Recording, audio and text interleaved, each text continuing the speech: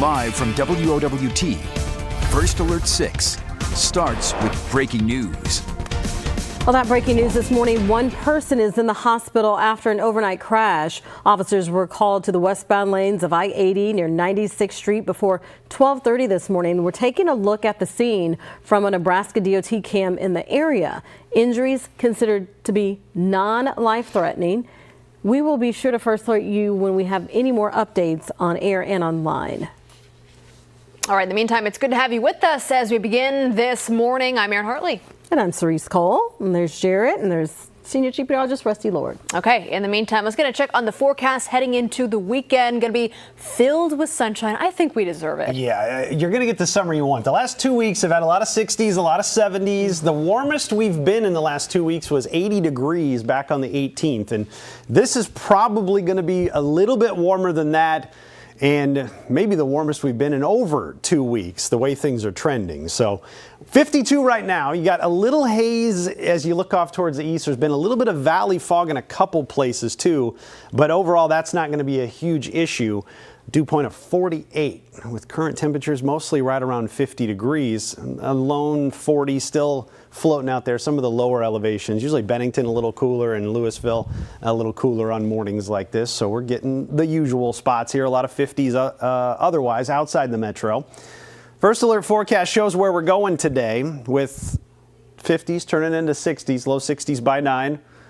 By noon, we're up into the mid-70s, and then for the afternoon, it's 70s for the most part, but for a couple of hours, I think we can get to about 80 or 81 degrees. That'll happen around 5 o'clock, and it looks like it's going to be a pretty good day, right around average, as a matter of fact. By 7, you can see still abundant sunshine, a beautiful evening, right around 80 degrees. We'll fall off to basically close to 70 by 10 o'clock, and then it should be a quiet night overall. So that deck night forecast, let me tell you, we're getting oh so close to 9 o'clock with our sunset, nearly perfect, right around 80 degrees. You have light winds, low humidity, abundant sunshine.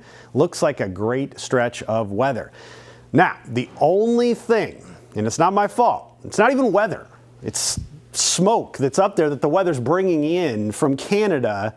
There's big wildfires, and what's going to happen is that the upper level winds are going to steer some of that our direction over this what would otherwise be a really nice weekend. So some elevated haze possible today from this. And then anytime it thickens up, look at this color table here, starts to get a little darker by early Saturday morning, and then heading into Saturday afternoon and evening, there could be some thicker plumes of this. Now, this is about as far as this model goes. There's a lot of things that can change with wildfires. Some get maybe put out a little bit, some new ones develop. Well, I wouldn't be surprised if our thickest wildfire smoke may end up being on Sunday with a high of about 88 degrees and abundant sunshine. Now, there's a small chance of a thunder shower on Saturday. Most of that will probably be to the west, but it's that little system that's dragging in that reinforcing shot of that smoke. And hopefully, I think by Monday, the upper level winds change enough that we can kick this out of here. Unfortunately, the timing's awful, but it's something that, yeah, may get sent our direction over the weekend. All right, we see those warmer temperatures. We have to ask, we're happy about the temperatures, but we have to ask, is it going to be humid too? I know. Usually it's a package deal. Yeah. This time of year. But I don't see the humidity jumping a ton this weekend. We'll still be in the pleasant ranges. The dew points will go up from where they've been. It's likely going to be this Monday into Tuesday window where you're going to notice a little more humidity in the air and the air conditioner may be working a little bit more. But we still haven't been up here yet in the steamy range. The worst we've been is muggy for the most part, and that'll alleviate by the end of next week. So we'll go to 91 on Monday, likely to be humid, a little bit of a south breeze. Everything kind of lines up to warm things up.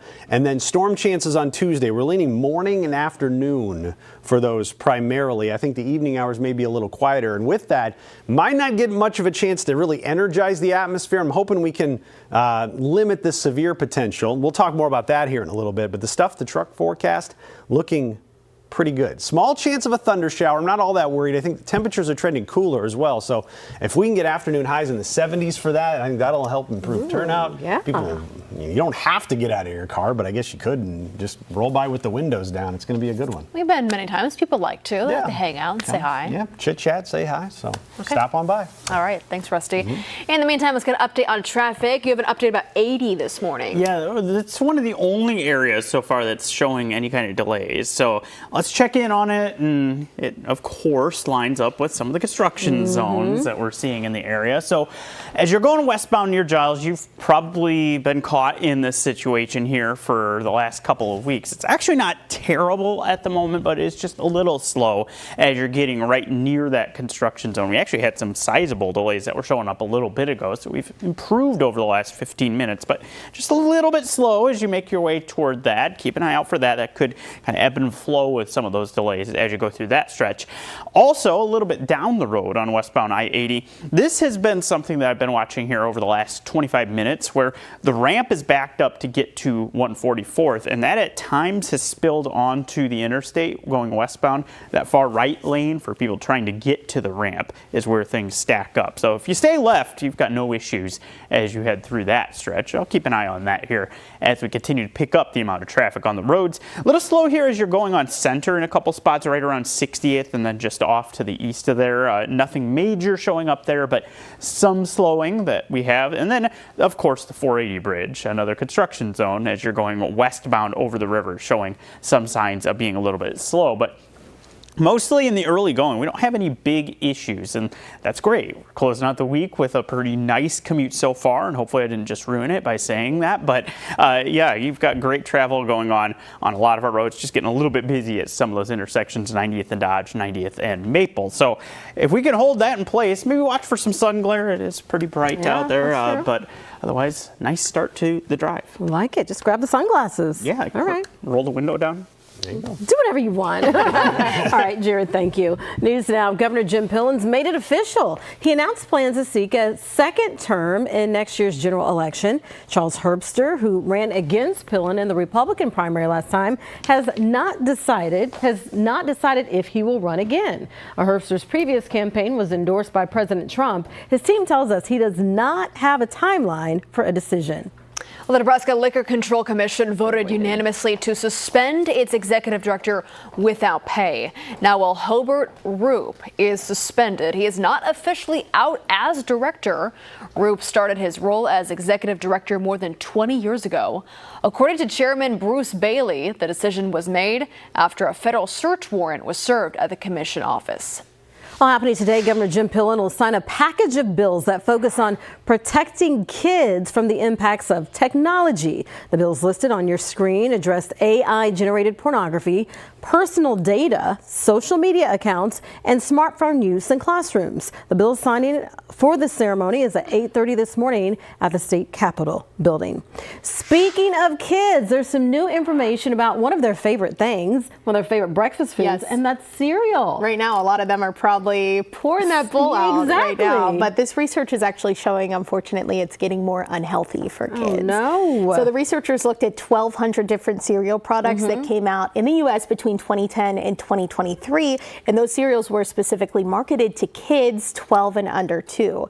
So these cereals that we're learning about, the study found that the protein and fiber levels went down. The total fat per serving, sodium content, and sugar all went up. Now, the study found the average amount of added sugar in a single serving is more than 45% of the American Heart Association's total daily recommended limit for kids, and that's why the researchers say that parents should really consider some other options for their kids' breakfast. Things like eggs, even oats with honey, fresh fruit. That's always a great option. That's what I had this morning, pineapple. So you're doing good. The cereal is my go-to though on those busy mornings. I know. It's easy, but if you work ahead, maybe you can come up with some other options. You got to plan just like everything else. All right, some new information about the average American only feels fully healthy just a few days of the year, which is sad, and it's because of poor gut health. Yeah, obviously we want that number to be every day of the year, right? Yeah. So gut issues, they're actually becoming more prevalent in younger age groups as well. There was a survey that came out from Doctors Best, and Gen Z participants in the survey were actually the largest group that suffered from these gut health issues. So when you think of these issues, you probably think of things like heartburn, maybe acid reflux, abdominal pain, bloating, but experts say those gastrointestinal issues can also cause things like brain fog, depression, and really the overall feeling of poor health. And that's because the brain and gut communicate together through what's called the gut-brain axis network. And those issues in the gut can impact those messages sent by the brain to the central nervous system and vice versa. oftentimes we say, like, I feel sick to my stomach, or when you're feeling super anxious, you can't eat. It's because all of it's related. And again, that main feel-good hormone of serotonin is made in the gut. Now, Dr. Elliott says taking prebiotics, probiotics, and postbiotics into account can help with your gut health. Okay. One of those postbiotics is butyrate. It's a short-chain fatty acid that's produced by gut bacteria as it breaks down. So it's something that's naturally made, and that can help with better gut health. But there are also some medicines that you can take to help with that as well. It certainly affects a lot of people. It does. All right, Maria, thank you. And we'll be right back.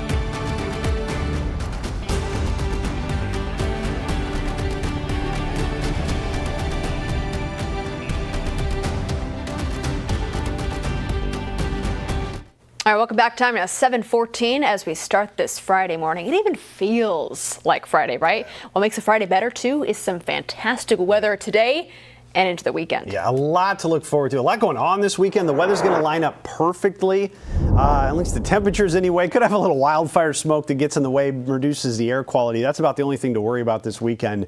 Taste of Omaha going on, Elkhorn Days, La Vista Days, and just a ton of outdoor events that you would, I think you're going to have an easy time finding something to do. A lot of the pools opening up this weekend. We're back into the 80s. You got the wildfire smoke to watch and some storm chances by Tuesday to pay attention to as well. Right now you have 50s out the door. A lot of 50s. Again, a couple of 40s sprinkled in there, but we should really start to see these numbers climb here quickly. So the first alert forecast takes temperatures that by 8 o'clock should be near 60. We'll go to 81 for the high later on this afternoon with that abundant sunshine. And the mowing forecast, if you need to get that done or anything outdoors, maybe a little more gardening, you got great weather for the weekend. Actually just gets hotter. Every day you're going to sweat a little easier if you're working outside. Should be into the 90s by Monday. Now, I mentioned wildfire smoke. Again, models only go out about 48 hours on this. There's a lot of things that can change with this, but it's what the upper level winds are going to do with the smoke that's mostly already out there.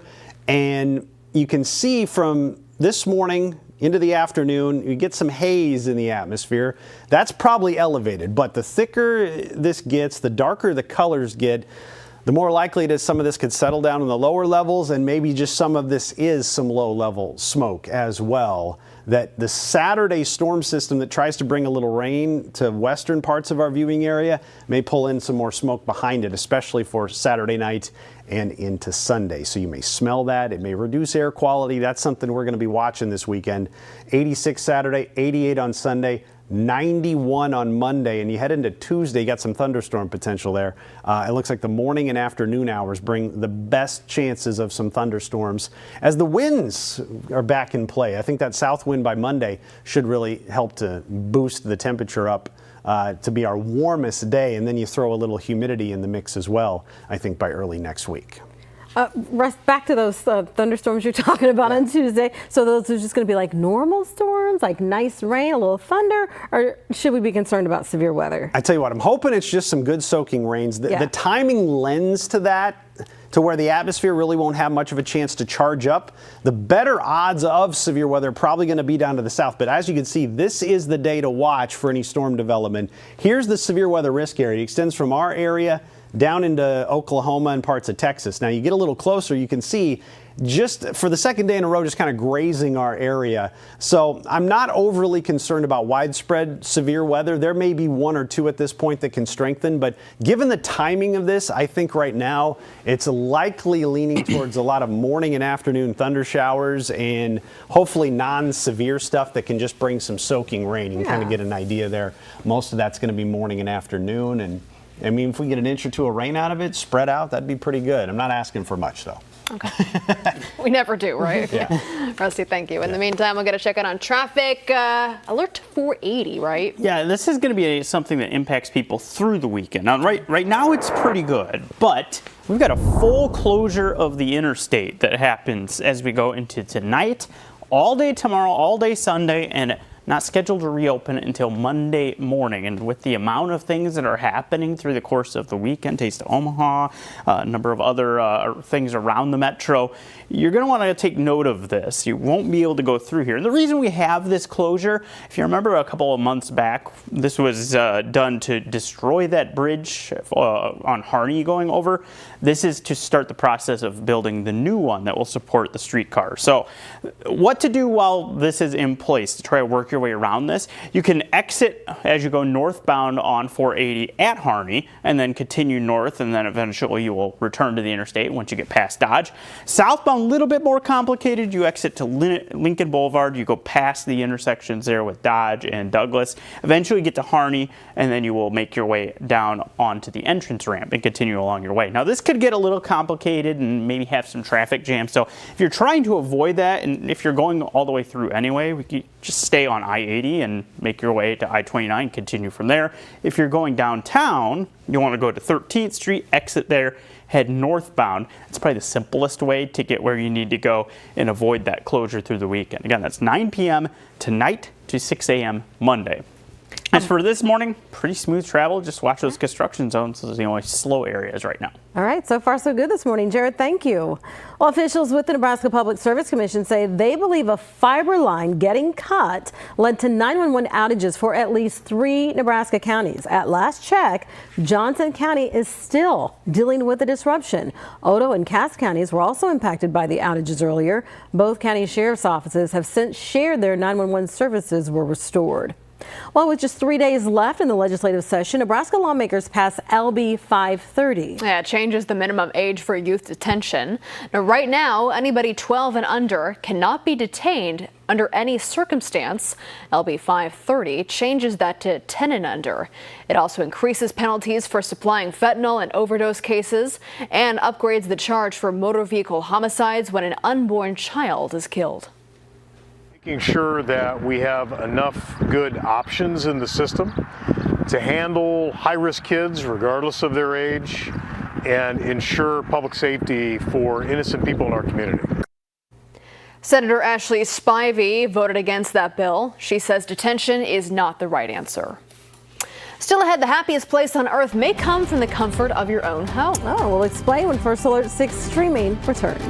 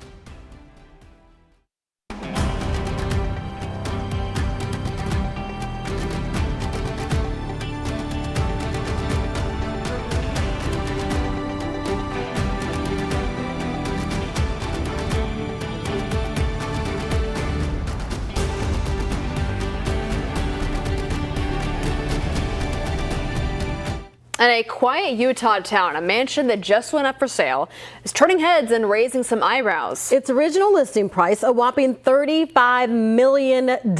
So the 40,000 square foot estate has everything from a Star Wars themed theater that seats, just 65 people, to a replica of Disney's Tiki Room and a 20-car garage with an look at how nice that is, with an underground railway. The listing price has since dropped to $19.5 million. That's all. It goes up for auction next month. I mean, that actually is a significant price drop, but of course, it's still $19 million. Man, that's so nice. I'm kind of wondering, who owned this before? Pretty desolate, too. Out in the middle of nowhere. And it's Disney inspired. Yes. Yeah, that's cool. Must be a big fan to make all of that. Yeah. It'd be like 3 months later, and you'd be like, oh, there's a new room. Or people get lost. Yeah. I remember some very, very wealthy people, they have like these huge houses, and they get tired in their house. First world problems, right? Oh my God. We won't have that problem. No. We could dare to dream. All right, everybody. Thank you so much for joining us this morning. Of course, you can watch our update in the Today Show here or over the air. All right, have a great start to your weekend.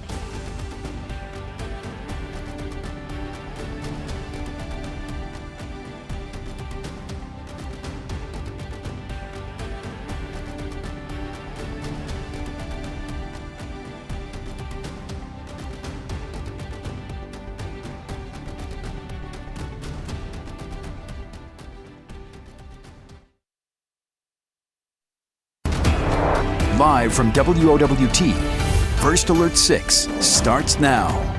Good Friday morning, everybody. It is 7:26. I'm Cerise Cole. And I'm Erin Harley. Let's get an update on traffic this morning with Jarrett Lansford. And a few spots I've been watching that have slowed down at times on I-80. This is what it's looking like right around Giles. Of course, that construction zone. You do get some delays that have been showing up from time to time as you head westbound. Actually looking a lot better than it usually does at this point in the morning heading westbound. Eastbound's a little bit of a different story. Things struggling as you're going past 144th and heading right up toward Giles. So First Alert 2, some delays that are in place there. Checking in on 480, heading over the river, some delays that are in place at that spot as well. Mostly moving along pretty well through the rest of the metro this morning. Rusty. Something we'll keep an eye on, Jarrett, this weekend. The wildfire smoke already looks a little hazy out across the area, and I fear this is going to get worse as we go over the next couple of days. The fact that we're already seeing it is something of concern, too. 52 degrees, a northwest wind about 3 miles per hour. Now, we should be able to warm today up into the lower 80s, but just the upper level winds are going to drive wildfire smoke our way basically all weekend. So big fires in Canada may limit our warming a bit, but we got 50s out there right now, and what will happen is we'll take those warm to 81 today. And overall, the weather itself looks like it's going to have a great weekend. But the smoke coming in from Canada, that's the problem. A couple spotty thunder showers possible Saturday afternoon, mainly west of the metro in the finally Friday forecast. But this right here, I think, is the key to the weekend. Hazy skies from wildfire smoke, maybe at its worst Saturday night into Sunday. Aaron?